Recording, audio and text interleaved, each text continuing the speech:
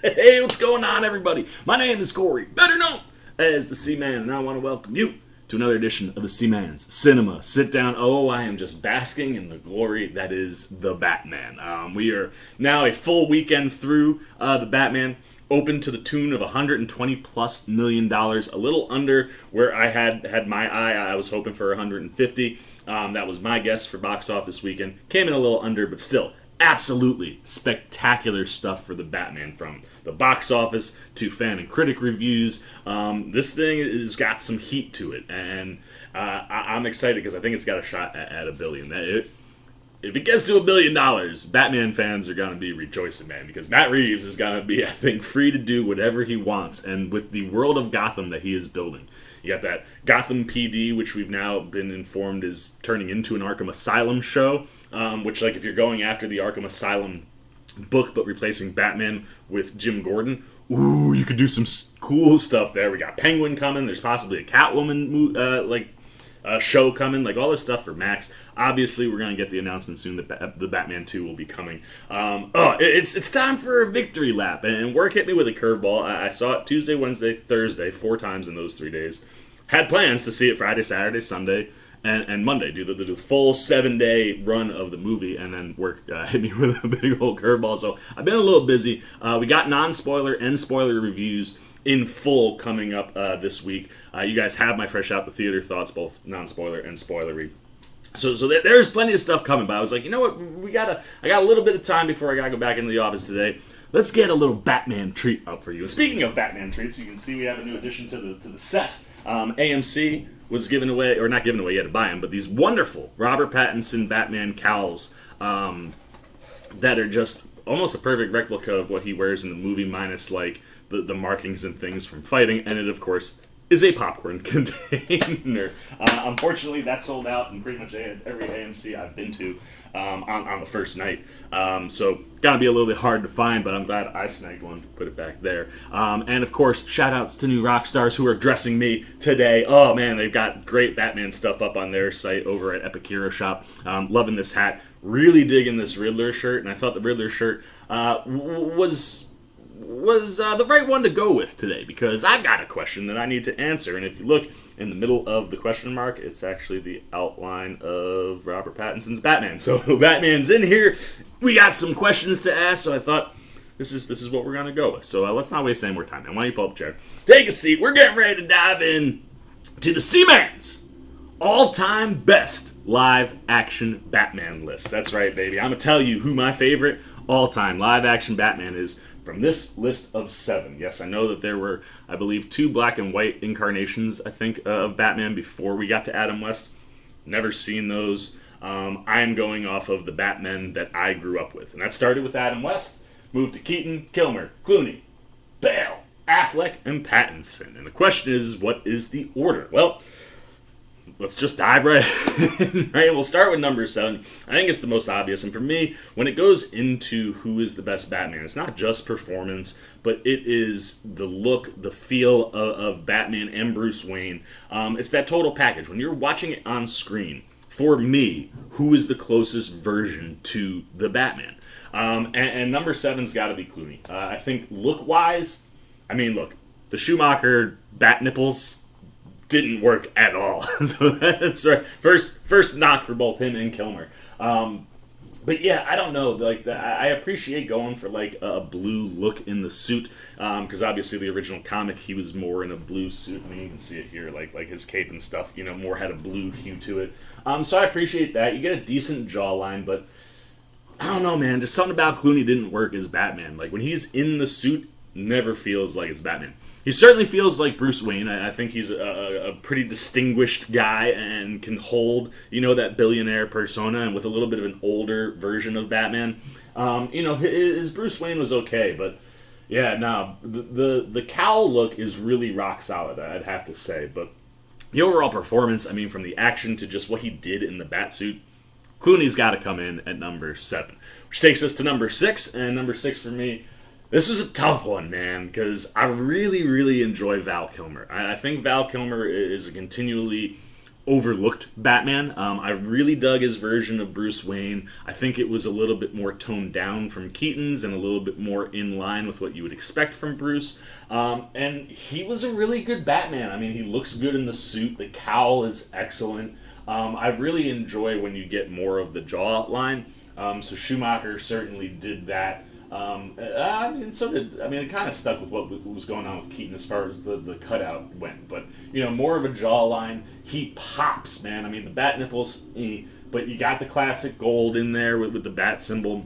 The look is right. And when he was in the bat suit and he was doing Batman things, like, it felt right. And I always enjoyed Kilmer's performance. I always enjoyed Batman Forever. I think it's one of those underrated Batman movies because, you're asking Tommy Lee Jones to just go absolutely batshit, right? Like, he's completely unhinged in that movie, trying to do a little bit, I think, of what you got from Nicholson with Joker, right? Where you have this distinguished actor who's stepping in and just going for it. And obviously the same with Jim Carrey and his Riddler. And knowing Carrey's Riddler versus Dano's Riddler, wow, night and day. But, as a kid, that was one of the first ones where I really remember going to the movies, seeing that one in theaters, and that, kind of being one of the first Batman movies that really connected with me, like, this is mine, you know what I mean? And I always thought Kilmer did a really good job, and the only downside for Kilmer is that he's got some legends in front of him. So I've got Kilmer at 6, which moves us to number 5, and that is where I put the OG, Mr. Michael Keaton. Not the OG, Adam West.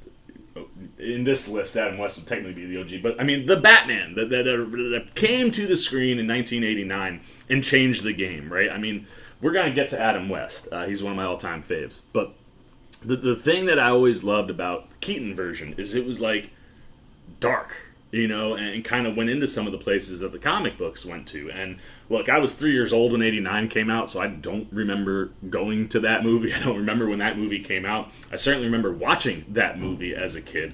And in all honesty, Batman Returns, that's my first Batman movie I really remember. I mean, it's crazy to think that version of Penguin, which, again, night and day when you look at Danny DeVito and Colin Farrell, but when you have that version of Penguin and he's like oozing black goo out of his mouth and he lives in the sewers, there were McDonald's toys for that. I mean, that was a movie that was marketed for kids, when it came to toys and coloring books and comic book. Like, I had everything for Batman Returns. I mean, I was in love with Michelle Pfeiffer as Catwoman. Another fun comparison. Maybe we'll do like best versions of some of the other characters in Gotham. But the Michelle Pfeiffer Catwoman. I mean, as a young boy, like I was in love with her, man. She was wild. She was sexy. She was a little crazy and dangerous. And that movie really hit for me. And like that was the one where like I convinced my dad to take me to the movies, and then he saw that black ooze stuff and was like, maybe I shouldn't be doing this, and then looked over at me and I was like, I love this stuff. And all of that stems from Keaton. So I wasn't really in tune at 3 years old to the 1989 Batman.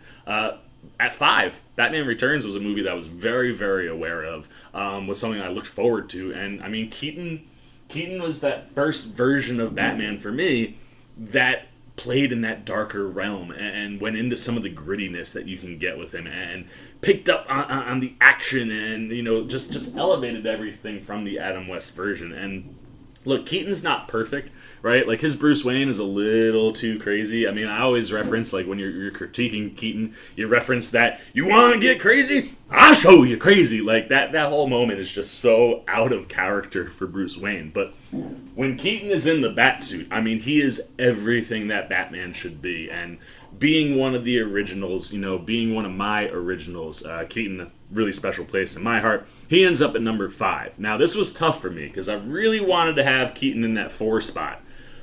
But Christian Bale's Batman has a lot of upgrades to him from the Batman that came before him. And while Bale is not my favorite Batman, there was a point when I was doing this list that I actually had him below Kilmer. The "What are you doing?" screaming stuff. It never hit for me. But when you look at the role, you look at that trilogy as a whole, what Christian Bale means to Batman is a lot, and his performance is solid. Look, he's a good older Bruce Wayne. I think Nolan did a good job of giving us an early days Batman, but not one that's as early as Robert Pattinson's. And then giving you the vibe of a retired older version of Batman. He covered a lot of stuff, and he put Batman in the real world. And when you talk about action, until you get to Pattinson and Affleck, I mean, the action, the Batman action, is stellar in the Nolan movies. And I'm a huge fan. I love those movies. I love the idea of Batman in the real world, and I think Nolan captures that really well. But the biggest problem for me with Bale is, while he's an okay Bruce and an okay Batman, he's pretty much outshone by his villains in every movie but the first one. I mean, once you get to Dark Knight, that's Heath Ledger's Joker movie. When you get to Dark Knight Rises, I mean, that movie is elevated a lot by Tom Hardy's performance, and that doesn't discredit Bale. Like I said, he looks excellent on screen. They got some of the Batman things that you'd never seen before, right? Like the idea of him hanging upside down, dropping down, grabbing a guy, pulling him up, very video game-esque. But like just some of the movements, some of the action, seeing him actually fly through the skies, use use that Batman grappling hook and like swing through. Like there are just so many stunning visuals. And when you look at his suit, I mean, it's one of the more streamlined. It's not very bulky. Something that you certainly have going on with Pattinson. Was the first suit to disconnect the neck from the cowl itself, so he could move his head. It allowed him to be more fluid in his movements. Like I said, the action hits, and Bale is a rock solid Batman, and he comes in at number 4 for me. And you're gonna be sitting there and going, "Wait a minute, see, man, you got Bale below Adam West." Yes, I have Bale below Adam West, and I have Mr. Adam West coming in at number 3. Look, this is my original Batman. Like I said, I was too young for 89. 66 was way before my time. But when I was growing up, my mom and my dad were big Adam West Batman fans. And anytime reruns were on, my mom would just pop me down into my high chair, stick me in front of that TV, and I would just soak up Adam West Batman. And I have so many memories as a kid and like at young ages of watching the Adam West Batman show. Like, I've gone back and watched reruns now, and I'm like, I remember watching these. And I was like super, super little. I mean, he was my first experience with Batman. And yes, the 66 Batman show is more of a sitcom comedy, but if you watch what Adam West does in that show, he brings drama to the role. It's not all about the comedic timing and landing, which he does flawlessly through the entire show. But, I mean, he does bring some of that serious nature, and he does bring that detective nature. One of those things that I really dig about the current Batman situation we're in is how much detective work we got. And being able to be with Batman a half hour every week, you got to see him be a detective, and you had episodes that carried over to the next, and it's the one place where we got the full rogues gallery. We got Robin. We got a Batgirl. Like, everything is in the Adam West version of Batman, and his Bruce Wayne and Batman, say what you want, they're two of my favorite versions of those characters. And, like, you know, being able to see him with Dick, how he moves in that world, and just what West means to Batman, he's gotta be number 3 for me. I mean, that's my OG. He's the original, and you know me, I am a big time like OG person. And Adam West, I mean, a lot of this never happens without that guy. So number 3 all-time favorite Batman for me, Mr. Adam West, which brings us to the 2 most current Batmen and the 2 most comic feeling Batman there are. And this, oh man, this was tough for me, because I am so in love with the Batman as a movie, what it means, where it's going, what the potential for what Robert Pattinson could do as the Batman is through the roof, man. And it's cool because they're growing him and things like that. But Affleck, I mean, Batfleck, man, like, he's always been the guy. So where do you go? I've been wrestling with this one for a while. And unfortunately, Batfleck fans, you might get mad at me, but I do have Mr. Ben Affleck at number 2. Up until the Batman, he was my number 1 Batman, because he was what I read on the comic page every week. I mean, from his movements to the visualizations, Zack Snyder captured Batman in frame up until Matt Reeves, the best I think we'd ever seen Batman captured in frame. The idea of taking the cape and making it digital allowed them to get visuals that looked right out of the comics. I mean, the way that the cape can just become a monstrosity in the comic pages and panels. There are moments with the way that he's moving that the cape does that. And Affleck, being a diehard Batman guy, gets the role, man. Like, the minute he walks in, you're like, this is an older Bruce Wayne that's been doing this for a while. And, like, this version of Batman is so in line with the comics. I mean, you're obviously getting a lot of Dark Knight Returns vibes from design to performance to the type of Batman that we're getting. But Affleck embodies everything that is Batman. And to have, like, just the biggest criticism I had of Bale was the... Oh, yeah, voice modulator. Obviously, Batman would have a voice modulator. That's how you wouldn't know it was his voice. Affleck's Batman has that. He has the physicality. I think one of the things that people will knock Pattinson on is he's a little bit of a skinnier Batman. It's not that he's skinny. I think Pattinson, when he talked about trying on all the suits, like, almost none of them fit him because he is one of the biggest Batman we've had because of his size, just in general. But he's like me. He's long and lean, which is fine for a young Batman. Like, you can get a young Bruce Wayne to be more bulky and visually scary. But Affleck certainly had all of that, and I mean, you just look at what he does from the performance, his relationship that he has with Clark. I mean, you only get a movie with him, but the way that transcends from BVS to Justice League, just what he's doing, again, it was one of those rare times where it was like you were starting to see the beginnings of a detective version of Batman being built, and was one of the reasons I was very excited that Ben Affleck was going to direct the Batman and star in it himself, because you were starting to see a little bit of the detective work and seeing how Bruce Wayne could get himself into positions to get, information that he needs because he's Bruce Wayne. He's the billionaire playboy. He is, to date, the most accurate version to Batman that most people know. And that's why he was my number one until Matt Reeves came around with Robert Pattinson and this version of the Batman. And I tell you, anybody that's still got Ben at number one, Batfleck is the best Batman.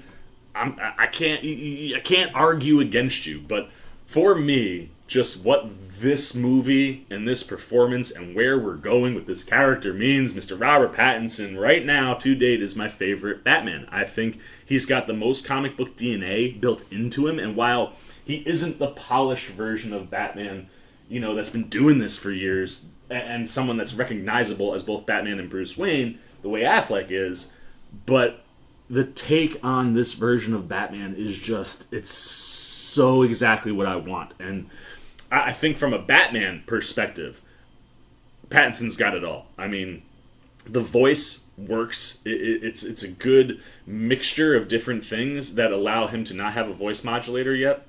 You could get there for sure, but the voice that he uses works really, really well in the movie. Obviously, the visual, I think this is my best and my favorite bat suit incarnation. I mean, one, it just has inspiration from so many things. I mean, something like Gotham by Gaslight with the collar down to very Arkham Asylum-y kind of, armor for the suit. The cowl, I mean, the cowl is one of my favorites because it's so inspired by Adam West's. I mean, when you watch it and you get it like full on front, you see that Adam West shape, and while his bat ears are long, they're just down, kind of more in the Affleck range. If you boosted them up, they'd be about as high as Pattinson's. And the other thing that I love in the cowl is, you have the lines, in the nose. Pattinson's nose, very familiar to West's, and at times, when light hits the cowl right, you actually get, like, the eyebrows that you had on West. Like, there's so many things that go into it. I mean, the cape and its length being a little bit shorter, the boot, like, just everything that's in this Batsuit calls to so many things. And it's one of the things that I love about this version of Batman in general is you can see how Reeves and Pattinson created this version from all the versions that came before. And I think Pattinson houses a lot of the other Batmen in his performance. And that's what really puts him over the edge for me. And seeing him in year 2, seeing his bat gadgets, I mean, this is probably my favorite Batmobile outside of 89. And I'm telling you, the more I watch this movie, the more and more I love that Batmobile, because that's one of the best scenes in the whole film. But like when he's using his grappling hook, the way he flies around, the way he moves, his action more in line with Affleck as far as choreography goes. And I think you saw some even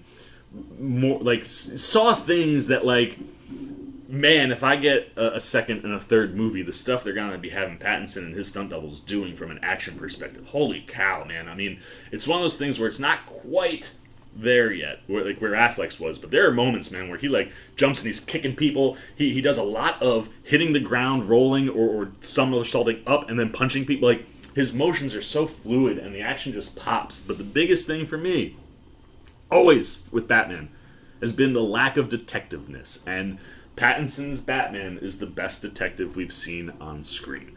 And when you look at the Bruce Wayne, yes, it's a totally different Bruce Wayne. He is not that polished billionaire playboy that we're familiar with. He's not into philanthropy yet. And that's one of the cool things. Like, if you've read that Before the Batman novel that I've referenced many a times on this channel, you understand that he's coming back to Gotham at 27 after kind of jumping all over the place as far as, like, going to all these different colleges, just picking up, like, a credit here for a year, a credit there, like, goes all over, and that's where he studies, and learns different martial arts after being taught by Alfred. And you understand that at 27, Bruce is coming back to the city, and then he's becoming Batman. So by the time we see him, he's 28 years old. And he's not the billionaire playboy. He's not going to be, because he is a guy who is still struggling with what happened to his parents, what is going on in the city, and you have somebody who hasn't created the Bruce Wayne mask yet. I think one of the things that Reeves and Pattinson are both really doing with this character is showing you that Batman is Bruce Wayne's true identity, and Bruce Wayne is the mask. And to this point, Bruce hasn't needed to put the Bruce Wayne mask on, outside of talking to people at Wayne Industries to get Wayne Tech to build a suit that can take the amount of bullet shots that his suit takes. And that's the other thing, too, the slight difference. Affleck's Batman, a little gun happy. Pattinson's Batman really hates guns, and it pops up multiple times throughout the course of the movie, which I really love. Like I said, that comic book DNA is just so ingrained into his Batman. But on that Bruce Wayne side of things, like, it's one of those things that I'm so fascinated, and I think Pattinson will be everybody's favorite Batman by the end of his run, because you're going to see this real legit arc. And in the movie, you get a real arc for Batman. The way he comes into it, this idea of, like, I am vengeance to I have to be a beacon of hope and something more than vengeance for this city. Like, that was a really cool arc to watch. But when you watch what's going on with Bruce, too, it's the same thing. He's been a recluse. He's been, in his own feelings, and he's taking those feelings out on criminals in Gotham. But when the mayor-elect comes up to him and is like, hey, I think you could be doing more for this city. Like, your parents were philanthropists. I don't really see you doing anything. Wayne Industries has all this money. If you start to pull him into that philanthropy side, where he starts doing things to be a beacon of hope for the city, right? Like, that beacon of hope becomes Bruce Wayne. And then what Batman does at night, you combine those two, you can kind of hopefully improve Gotham. And I think as you see Bruce get more involved in the city, you're going to start seeing that polished billionaire playboy routine from Bruce Wayne. And I'm telling you, Pattinson can do it. He ain't showing it yet, but he certainly can. And I think he has everything at his fingertips to be the best Bruce, the best Batman. For me, that potential and what he gives us in this movie makes him my number one. For anybody that doesn't have him at number one, I get it. But I promise you, if Reeves and Pattinson are able to deliver what I think they're going to deliver with this franchise, and if they go for a long run, like you build out a Gotham Batman world for like an MCU style 10 years or something like that, there's no doubt that you are going to get things in the world of Batman that you've never seen before. So for me, just that hype, that excitement, and the DNA of both Batman and Bruce Wayne that's built into this version of the character has Pattinson at number one. So there you go, man. Those are my favorite Batman live action versions of the character all time. We go Clooney at 7, Kilmer at 6, Keaton at 5, Bale at 4, West at 3, Affleck at 2, Pattinson at 1. Those are my favorite Batmen. I am all done with what I'm talking about. We've figured out my question, but now I have a question to flip to you. And I must ask you this. Who's your favorite Batman? I want to know all your thoughts, man. All of your live action thoughts. And look, shout out to Kevin Conroy. I only did live action. I didn't include any of the animated franchises, the voice work stuff. Yeah, it would have been a lot. But I will tell you this, Mr. Kevin Conroy. When I read Batman comics, it's your voice that I hear. Batman will forever and always be Kevin Conroy. But when you're talking about live action, this is what we get. And I want to know all your thoughts, man. Where do you land? Do you have animated versions of the character that are your favorite? Do they come into this list for you? Where do you put those guys? Where do you land on your live action? Is Clooney toward the bottom for you, or Pattinson and Affleck toward the top? Where does Bale land? I had that big discussion with my mother. She's a big Christian Bale fan. I was like, I don't know, man. Bale might be like lower on my list than you would think.